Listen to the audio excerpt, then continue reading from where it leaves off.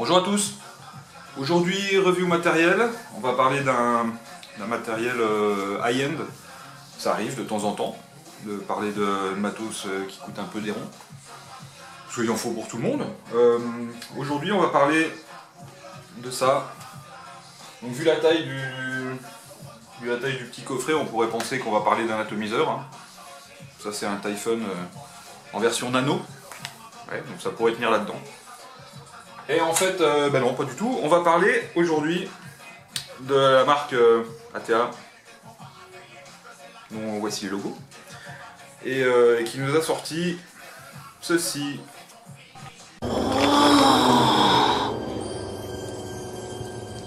C'est de toute beauté. Donc l'Inax Nano. Donc il y a déjà l'Inax, l'atomiseur qui est sorti, il y a un V2 et bientôt le nouveau. Et donc ils ont sorti un mode complet, hybride, qu'ils ont appelé Inax Nano, qui est basé sur le même principe d'atomisation. Donc c'est un Genesis. C'est même, j'allais dire c'est compliqué, ça va être compliqué, mais c'est plus compliqué que ça. C'est un Genesis, dripper, céramique. Un truc qui fait trois trucs en même temps. Donc il n'y a rien de bien sorcier, c'est très simple. Il se présente comme ça. Voilà. Et puis je pense qu'on va passer directement en gros plan pour le démonter, et puis le démonter et le monter. Voilà, pour voir comment ça se monte. Moi je suis pas un spécialiste du Genesis, mais bon, j'avoue que cette petite chose, comparée, ce que je vous disais, comparé à un Typhon en version nano, hein, Typhon en version nano, et ben il est plus court. Il est plus court qu'un Typhon en nano avec drip tip, hein, bien sûr. Si je le mets vraiment à ras en mettant le plot 510, je suis plus court. C'est mini, c'est même tellement mini que ça pourrait presque en être pas facile à utiliser.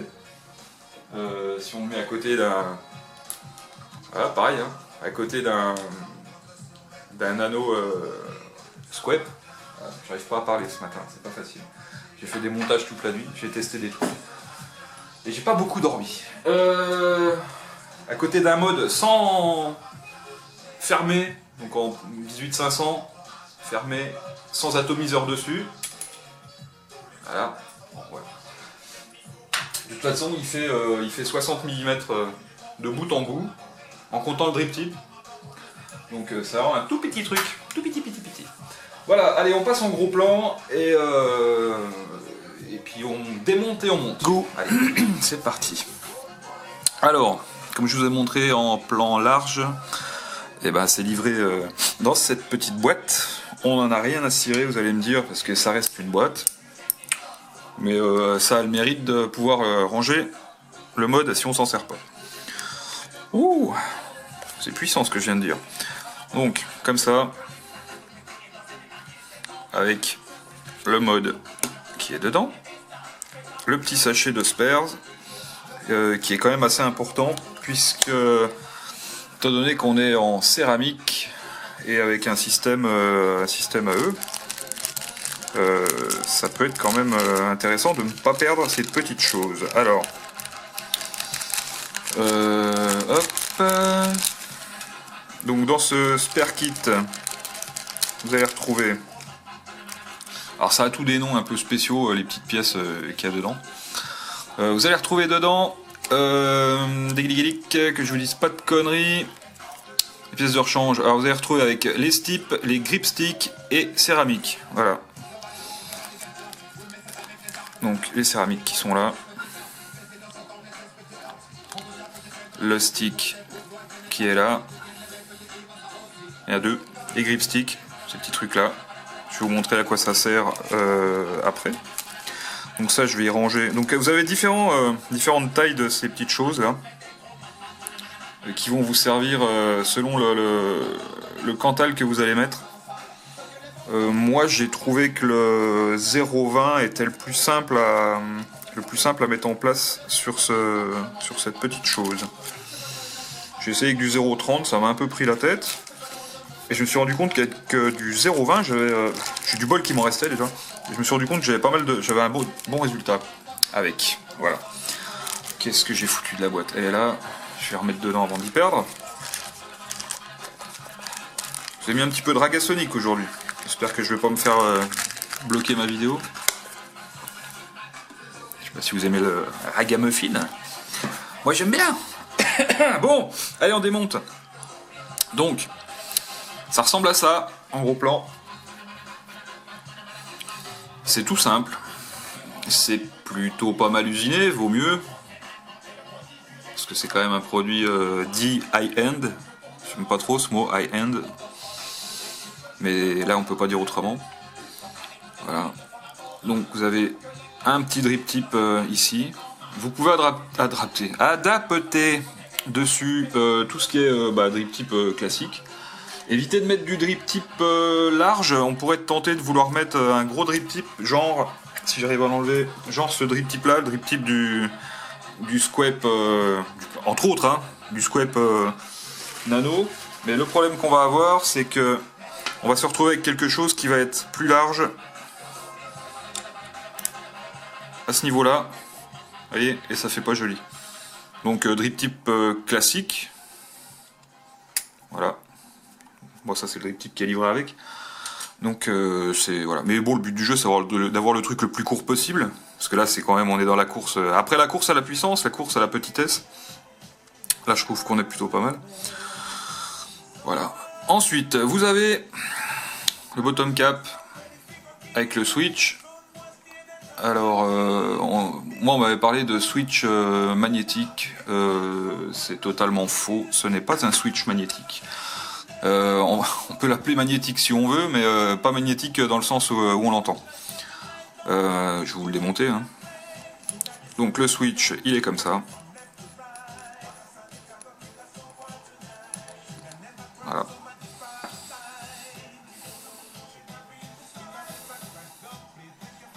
Donc vous appuyez à se faire sortir cette petite pièce là. Ah, il n'est pas du tout magnétique. Je vais le démonter pour vous montrer. Donc pour le démonter, vous appuyez dessus là. Vous tournez cette petite pièce là pour la dévisser tout simplement. Je sais pas la matière de la pièce, là on dirait de l'argent. Ça n'a pas tout à fait la même couleur. J'ai pas trouvé de précision ailleurs pour nous dire, mais ça a pas l'air d'être du stainless, ça a plutôt l'air d'être de l'argent ou du plaqué argent bien sûr. Donc, j'enlève le petit pin. Ensuite, ça enlève le cul là, le switch en lui-même en fait, hop, qui est là. Ouais, qui est usiné, machin, tout ça, avec le logo hein, de chez TA. Un petit ressort, donc qui nous montre bien qu'il n'est pas magnétique. Voilà, petit ressort comme ça. Et puis à l'intérieur, y a chi, hein. Y a que dalle. Et c'est pas magnétique du tout. Ce qui est magnétique, et que je vais vous montrer tout de suite, après que j'ai remonté mon switch. Donc très simple, hein, le switch. Rien de bien particulier. Je réussis à le revisser, bien sûr. Hop. Donc ce qui est magnétique, quand on nous dit qu'il est magnétique, ce n'est pas du tout le switch, c'est... Vous avez deux petits plots là sur le côté du... Oula, ça brille. Vous voyez les deux petits plots à côté du plot central. C'est ni plus ni moins que deux petits aimants qui vont faire en sorte que... Voilà. Ça tienne sur la batterie. Plutôt pas mal d'ailleurs. Voilà. C'est juste ça qui est magnétique. Allez, ça c'est fait. Ensuite, on a démonté ça. Ensuite, on va démonter le reste, tout simplement. Il faut que je démonte tout d'ailleurs, avant de démonter Voilà. Je vais démonter le top cap. Top cap, donc du coup, qui fait dripper. Vous voyez la taille du truc, c'est minuscule. Comparé à une 18 350, c'est tout petit. Le tube, j'ai envie de dire rien de particulier. Il est usiné normalement, il est propre dedans, il n'y a pas de striure cacaboudin à la chinoise. C'est assez lourd, enfin c'est assez lourd. Pour un petit tube en 350, voilà, ça fait juste le poids quoi. Quand on met la batterie dedans, on se rend compte que y a juste la place pour les deux filetages, hein, de chaque côté. Hop. j'ai envie de dire classique. Voilà. Et ensuite, donc, on démonte ce truc-là. Alors, il est bien sûr noté Inax Nano. Voilà. J'ai la chance d'avoir le numéro 3 sur 400. Moi, je dis que c'est quand même juste la classe. Étant donné que le numéro 1, il est à Gilles de chez Vapstore, donc il n'est pas à vendre. Le numéro 2, je sais pas où il est. Eh ouais, j'ai le numéro 3. Wouhou, 3 sur 400. Voilà, c'est tout, c'est cool. Donc j'enlève le drip tip. Vous allez me dire, on en a rien à foutre hein, que t'es le numéro 3, mais moi j'aime bien. On aperçoit à l'intérieur la petite aiguille. Et là, donc, quand on va démonter ça, c'est en 3 parties. Alors je sais pas si je démonte comme ça, je vais pas me faire chier, on va pas tarder de le savoir. Ces deux petites parties là, ces deux petites rondelles là sont distinctes. Donc quand on dévisse la première, donc elle est vissée, comme ça, on l'enlève. Donc il y a un pas de vis à l'intérieur. Voilà, on s'en fout. Et la deuxième, elle est juste posée, comme ça. Pour la simple et bonne raison que cette deuxième, elle est, comment ? Elle est rainurée 4 fois, enfin 4 fois avec 4 rainures différentes. 4 rayures différentes et donc qui fait qu'elle a 4 airflows et je me rappelle plus le diamètre de l'airflow. Putain, je l'ai noté tout à l'heure. Air hole de 1 à 4 mm. Alors, le plus petit, il est là. Voilà. Ouais. 1, de 1 à 4. Donc 1, bah, certainement 2. Voilà. Et bah après, certainement 3. Et puis après, bah, certainement 4. Voilà. Et donc cet airflow, vous allez le régler avec la troisième partie. Donc là, on a enlevé la première rondelle, la deuxième rondelle. Vous avez la troisième partie qui est là, sur laquelle est posée cette petite pièce, sur laquelle est revissée l'autre rondelle qui est sous mon petit doigt. Et en bas, là, vous avez et ben l'entrée d'air, ou la sortie d'air, comme vous voulez, plutôt l'entrée d'air, sur laquelle vous allez venir mettre cette petite pièce, hop, régler sur le trou que vous voulez en tournant, visser l'autre par-dessus, là, pour maintenir celle-là, et puis hop, vous avez votre airflow, et basta. Clac. Ensuite, on continue de démonter, quatrième pièce, ouais, drip tip, les deux rondelles, plus ça, ça fait quatrième pièce. On démonte ça, donc la pièce du dessus, avec notre fameux air hole. On le voit donc ici, hein. Hop, pardon, tac. Voilà, comme ça. Bon, c'est usiné normalement, hein, c'est fileté, basta, on s'en fout. Et ensuite, bah, c'est là que ça nous intéresse, c'est le système où on va faire notre montage. Donc avec l'aiguille qui est ici, là, sur laquelle on va venir mettre notre céramique, sur laquelle on va venir mettre par-dessus notre petit zigouigoui de ressort là, pour maintenir le cantal que tactique et tac tac tac, je vais vous montrer. Hein. Et la petite vis du fond, hop, sur laquelle on va venir fixer notre fil résistif. Alors, comment je vais faire? Est-ce que je le monte directement comme ça? Ouais, je pense que ça va être le plus simple. J'ai besoin, je vais déjà vous montrer.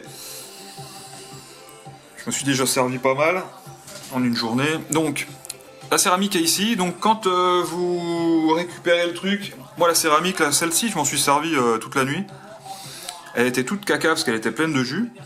C'est une céramique qui est assez poreuse, on va dire. Hein. Vaut mieux puisque c'est ça qui va faire le drip. C'est assez poreux.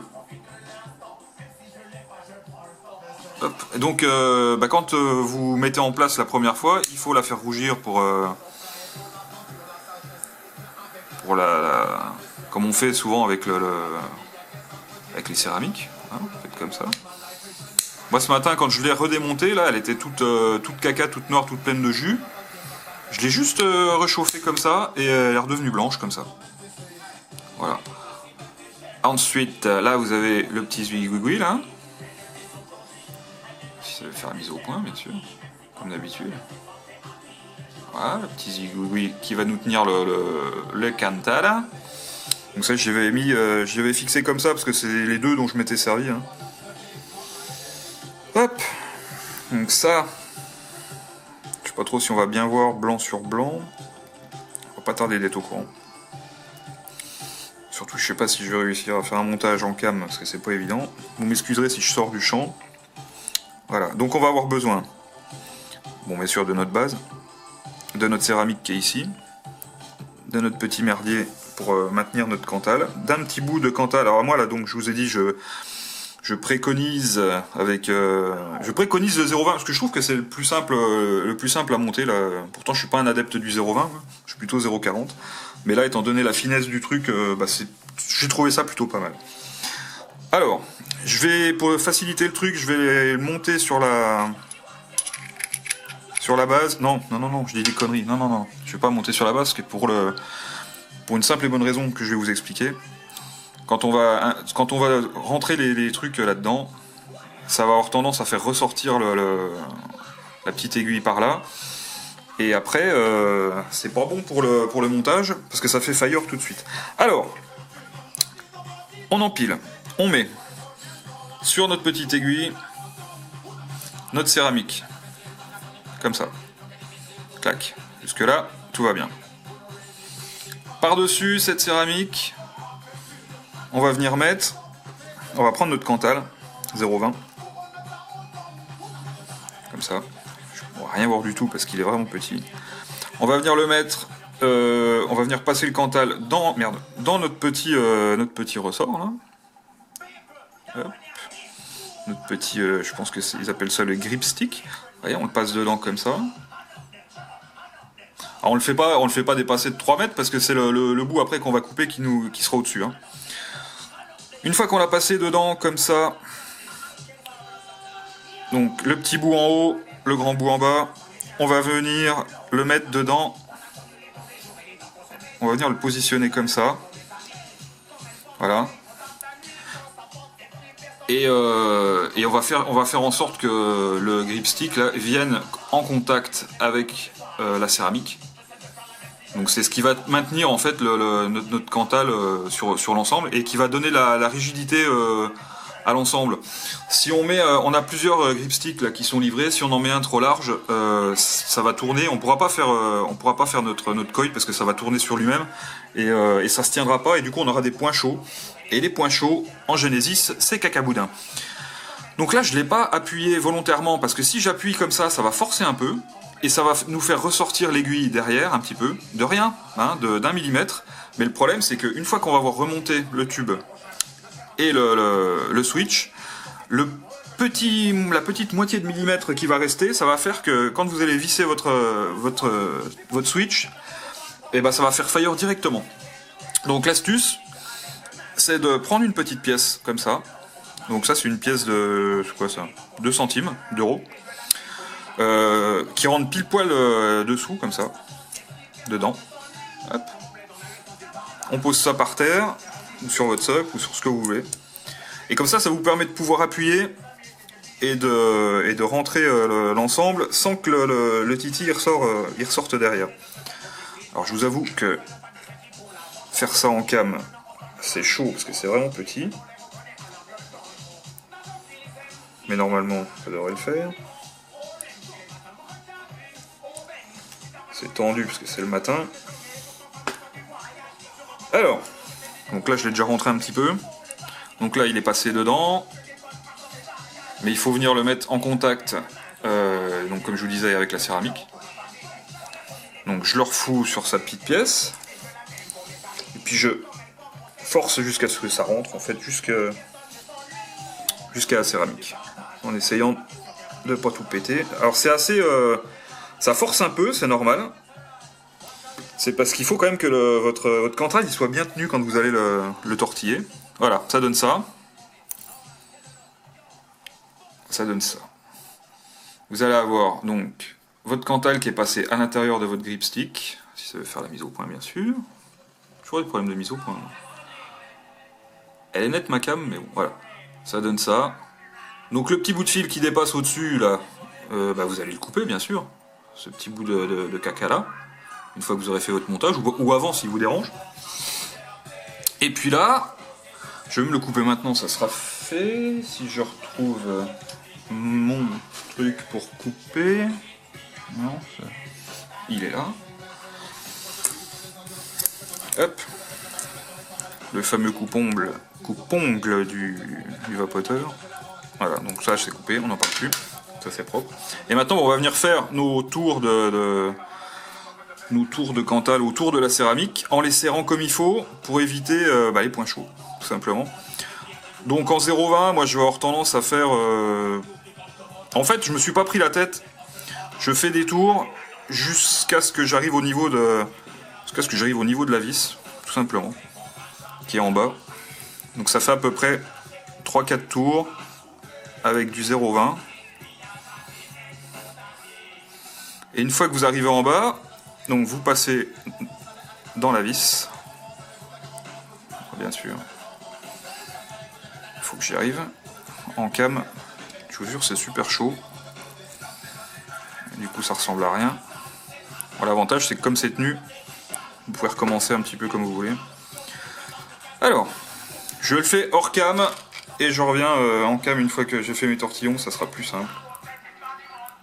Parce que là, c'est showtime. 2, 3. Ça va vous sinon? Tranquille? Wesh? Bien ou bien?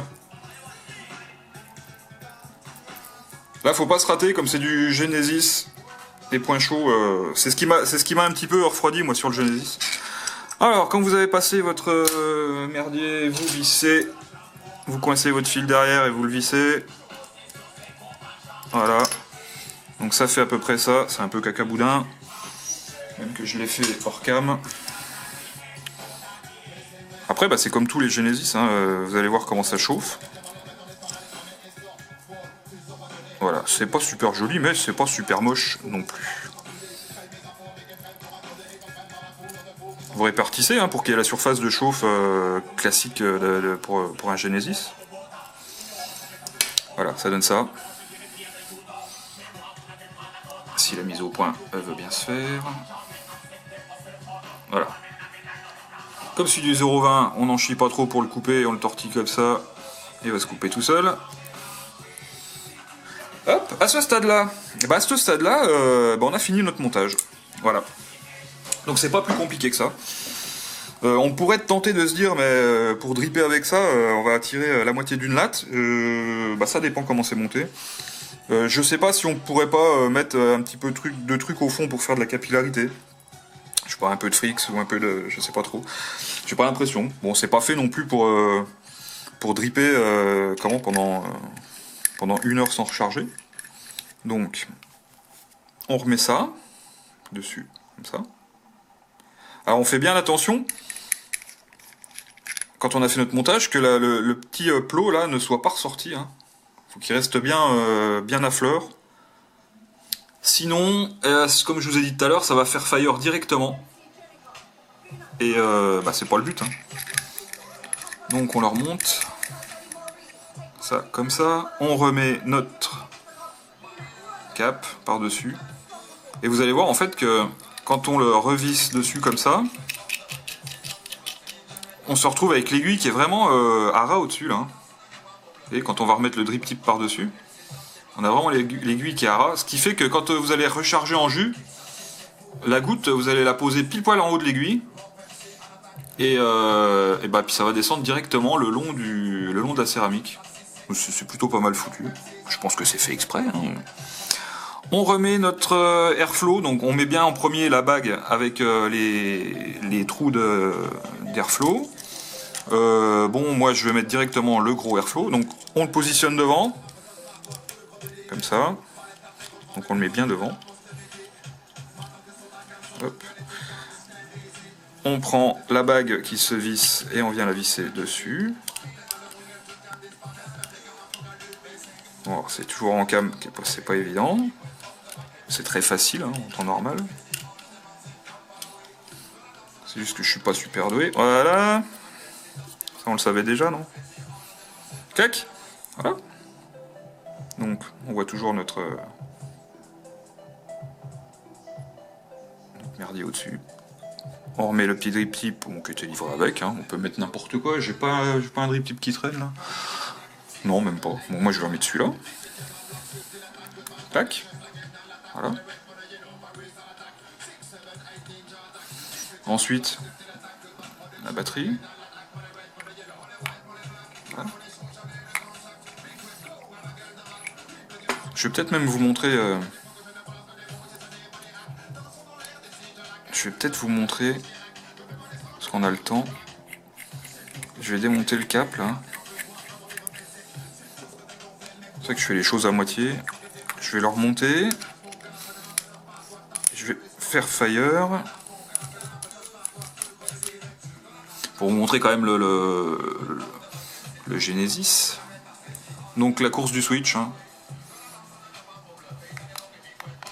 C'est que dalle. Hein. Et donc, est-ce que j'ai fait un montage correct? Voilà, ça chauffe comme ça. Ça a l'air pas mal. Pour quelqu'un qui fait pas de Genesis.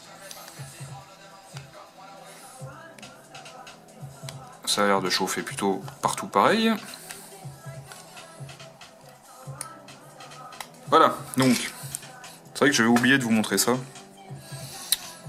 Donc on remet le merdier, je vais vous montrer comment ça fait quand on met une goutte aussi, mais décidément. Donc quand on met une goutte dessus, comment je vais faire pour qu'on voit bien ça en cam? Mettre un peu en biais comme ça. Normalement on n'est pas en biais, mais on met une goutte qui va glisser le long du merdier et qui va aller se mettre sur la céramique. On voit je sais pas si on voit la céramique qui boit là. Un petit peu. On voit que la céramique est pas mouillée pareil au-dessus là qu'en dessous. Vous voyez là au milieu et là en dessous. Donc ça prouve bien que cette céramique est poreuse. Voilà, là elle est mouillée partout pareil. Et donc quand vous faites fire, et ben ça fait de la vapeur. C'est un peu le principe. Voilà. Allez, on remonte ça. Et voilà. C'est fini, c'est monté. Et il n'y a plus qu'à faire fire et à vaper. Pour recharger, alors, vaut mieux une petite seringue, un petit truc à aiguille plutôt qu'un gros machin comme ça. Ça évite d'en mettre de partout. Mais en règle générale, 2 petites gouttes suffisent. Et on va faire un super effet spécial pour repasser en gros plan. En plan large, pardon, comme l'autre fois. Attention. Ouh, bonjour. Voilà. C'est tout simple. C'est tout simple, c'est tout simple. C'est tout petit. C'est complet. On a l'impression que c'est tout petit puis qu'il y a juste un atto. Et en fait non. C'est joli, hein. Bon, les trous de dégazage, hein, on les voit là, j'ai oublié de vous en parler. Les 3 petits trous de dégazage. Et puis après, bah, comment ça va? Un tout petit truc comme ça, on pourrait se dire c'est cacaboudin? Bah pas forcément. Si j'ai fait un bon montage sans point chaud, je vais pas me cramer les neurones, et sinon vous allez me voir tousser.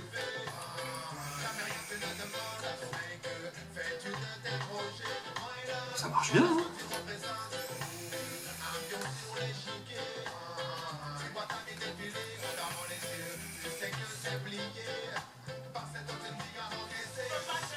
Ça marche super bien. C'est étonnant le rendu des saveurs est étonnant. Alors je connaissais pas du tout, j'ai jamais eu d'atto avec de la céramique. Donc fatalement, bah, j'ai pas de repère par rapport à ça. Je sais pas si ça vient de la céramique. Là, il n'y a pas de coton, hein, il n'y a pas de mèche, il n'y a pas de mèche, il n'y a pas de mèche. C'est vraiment céramique direct.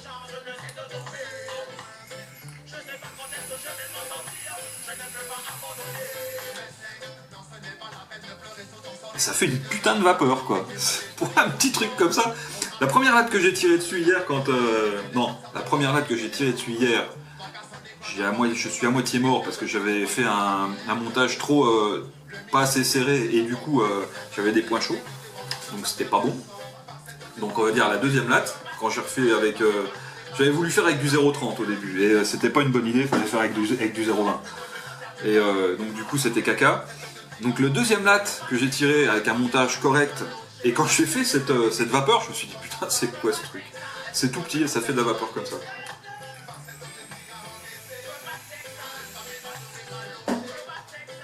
C'est impressionnant. C'est rigolo, hein. C'est rigolo. Alors je vous avoue que bon, le prix au kilo est assez cher. Je vais même pas vous parler du prix parce que de toute façon, je vais dire c'est indécent. C'est pas forcément indécent, mais parce qu'après chacun fait comme il veut. Il y a des gens qui traînent au café. Il y a des gens qui dépensent de la thune dans des fringues. Moi je vape. Donc voilà, c'est ma passion, hein, c'est tout, c'est comme ça quoi. Vous voyez, moi, mes fringues c'est des fringues de vape. Hein, bah écoutez, c'est marrant. Cherchez pas à l'acheter de toute façon, puisqu'il y en a eu 400 pièces de produites. 400 pièces de produites, apparemment, je crois que. Alors, ce qu'on m'a dit, il y avait 2 magasins dans le monde qu'en vendaient. Il y avait Vapstore à Lyon, chez qui je l'ai eu. D'ailleurs, j'étais pas parti pour acheter ça au départ. Merci Jérémy, enculé. Et le deuxième magasin, je crois que c'est un magasin en Italie. Ils ont mis ça en vente samedi. Là, on est le combien là? On est le 30 octobre, jeudi. Ils ont mis ça en vente samedi dernier. Ils avaient 200 pièces par magasin, ça a coupé. Ça m'énerve quand elle coupe cette cam. Sur 200 pièces à Lyon, il en a vendu 180 en 2 heures, je crois. Donc voilà, c'était un produit qui était attendu apparemment. Hein. L'Inax avait déjà fait son chemin avant. Et du coup, l'Inax Nano, bah, c'est bien passé. Je me refais un dernier petit drip, rigolo, et je me casse. Voilà.